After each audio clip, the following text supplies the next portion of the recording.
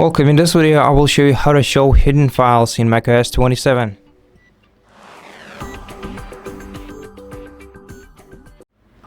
So, to do that, let's open Finder to start, and then let's open some directory that might include hidden apps, for example, our system drive, Macintosh HD. And now, in order to show hidden files, we have to use the combination of Shift, Command, and dot. And this will open all the hidden files and directories available from here. Now to hide them, once again, use Shift, Command, and dot or period once again, and that's it. Thank you for watching this video. If it helped you, please consider subscribing to our channel, leave us a like and a comment below, and I'll see you in the next one.